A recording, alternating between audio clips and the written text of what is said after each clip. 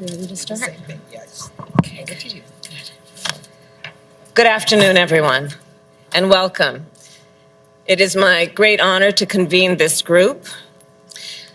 Needless to say, I think it's been clear over the last couple of days that our administration strongly believes African leadership in multilateral institutions is essential to address global challenges and within multilateral institutions. And our partnership will be grounded in candor, openness, inclusiveness, shared interest, and mutual benefits. Because as I said on Tuesday, our administration intends to invest our time and energy to fortify partnerships across the continent and within multilateral institutions. We are guided not by what we can do for Africa, but by what we do with Africa. And as the President announced, I will be traveling to the continent next year and very much look forward to furthering the relationships that are being strengthened over the course of these days. Earlier today, you met with President Joe Biden on Agenda 2063 and discussed how we can support your leadership and vision of a fully integrated African continent. This session will be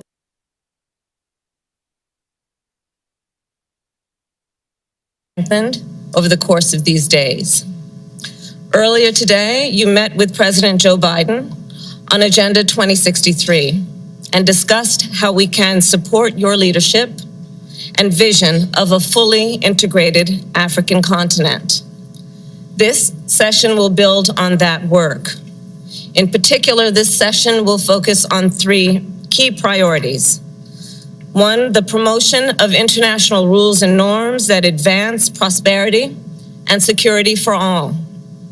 Two, a plan to strengthen cooperation between the United States and Africa in multilateral institutions.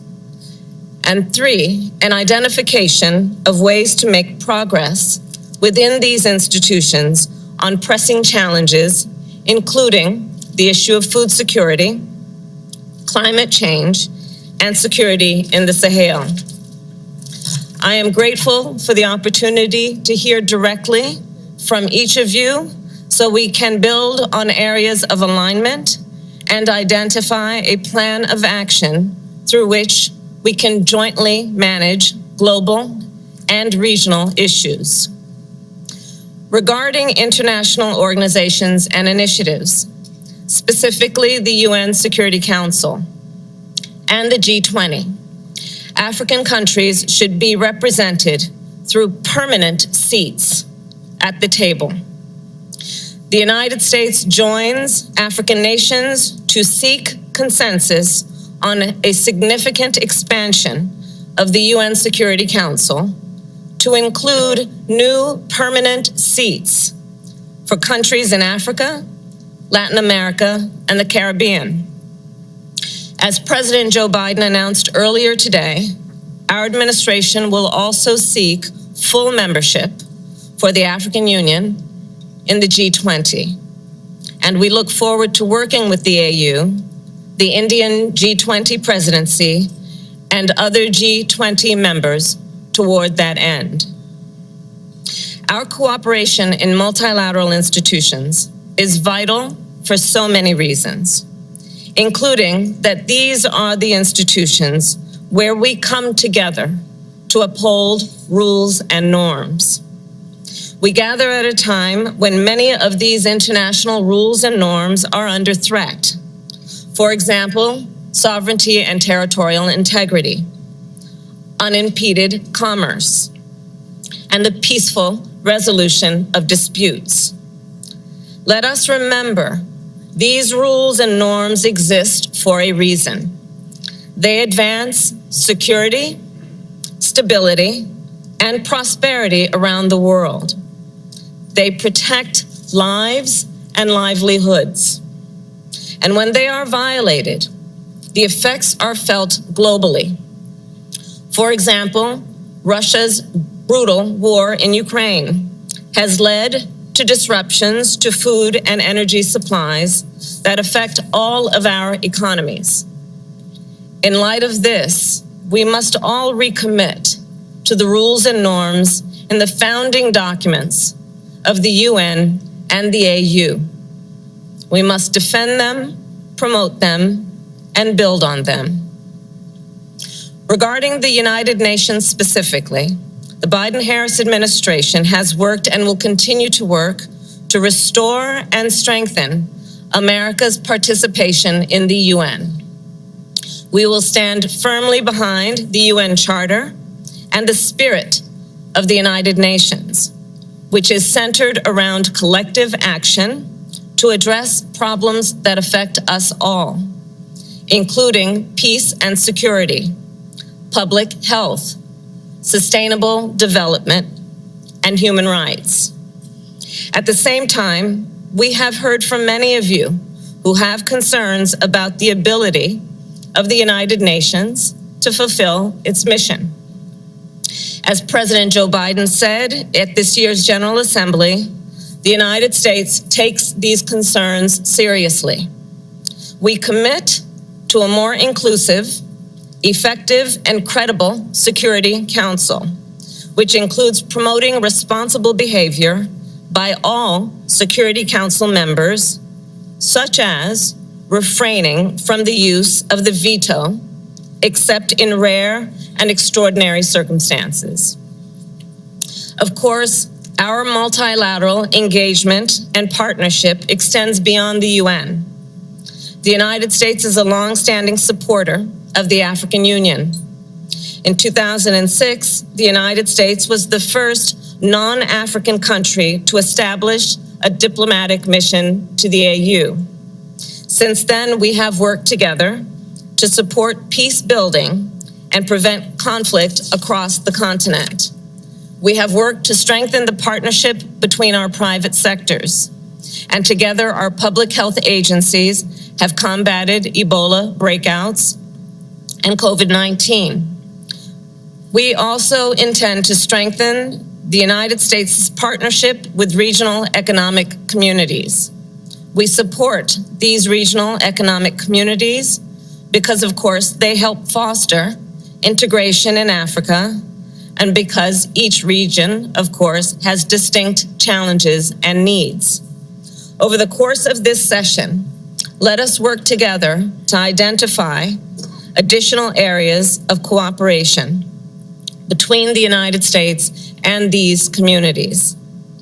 As you know, yesterday during the U.S.-Africa Business Forum, the United States Trade Representative signed a memoranda of understanding with the Africa Continental Free Trade Area Secretariat to help increase intra-regional trade with Africa.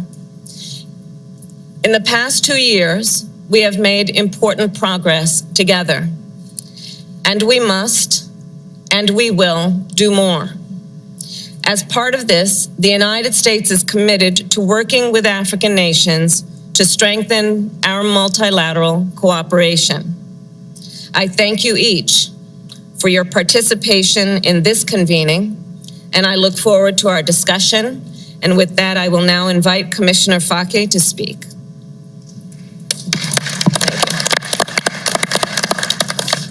Excellence, Madame Kamala Harris, vice-présidente des États-Unis d'Amérique.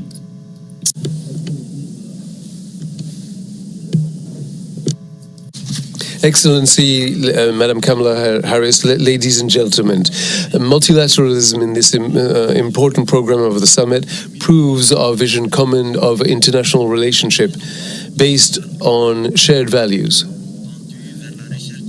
aiming at finding solutions to the numerous global challenges. This challenge is all the more important that the African Union, since it was born 20 years ago, has articulated all of its diplomacy on multilateralism. The end of the Cold War gave us hope for a geopolitical context that would be favorable for multilateralism and for its consolidation to the benefit of solidarity among the people of the world. This choice of the AU is based on the values linked to multilateralism and is based in our hope of an international arena not only organized around the interests of the more powerful states. We shouldn't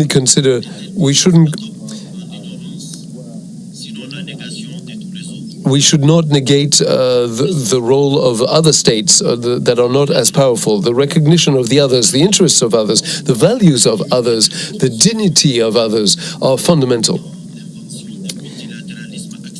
In multilateralism, such as it is accepted by all and defended by all, introduce multilateralism should be a multilateralism based on alliances, based on solidarity, and Africa is acting along those lines and considers that mankind is living in a common village where it needs to flourish. And multilateralism is based itself on the expression of values stemming from our human values and from a legal framework upon which we agree. It's on this basis that peaceful cohabitation of nations is based, security for all, justice for all, peace and well-being for all. Ladies and gentlemen, a few years after the end of the Cold War, the international situation slowly evolved towards a geopolitical configuration characterized by different waves of national selfishness. This reapparition of these practices that seem to be relegated to the past have affected multilateralism and have created silos in the international order and affected the previous consultation and concertation among that defended the interests of the weakest.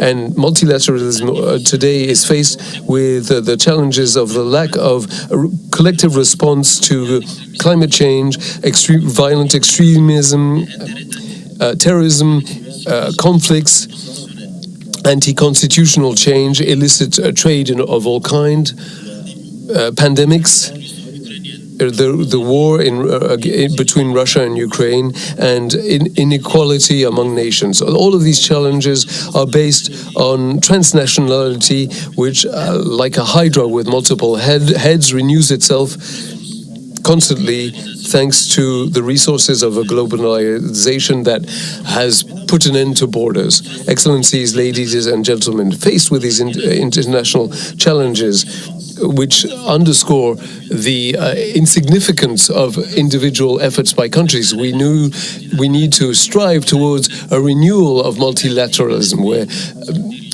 freedom and respect become sacred values. What will be the role of Africa in this new situation? The representativity of the continent in the main multilateral organizations based on responsible for the political consultation, the international financial institutions, the G20 and the UN to date have not respected the role of the more weak.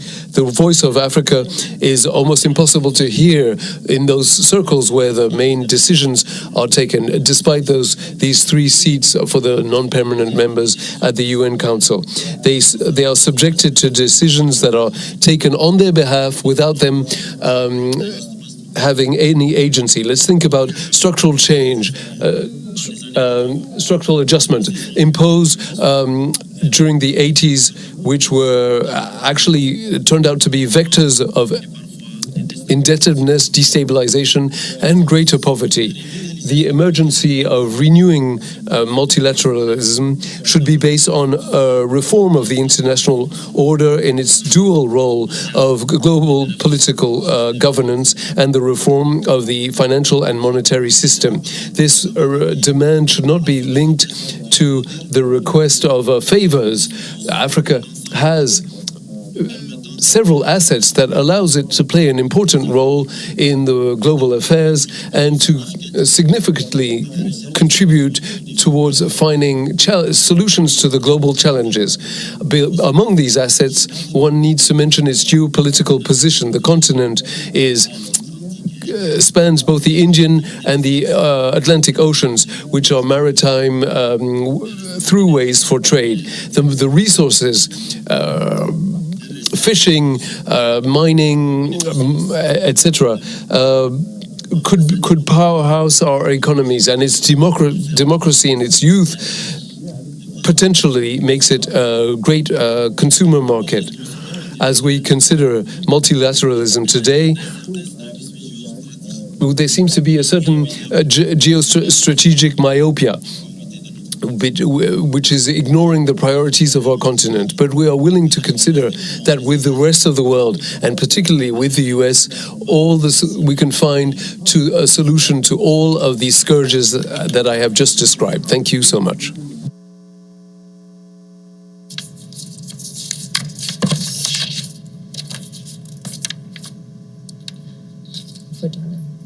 With that, I invite the members of the press to have a good afternoon, and we will now proceed with the rest of our meeting.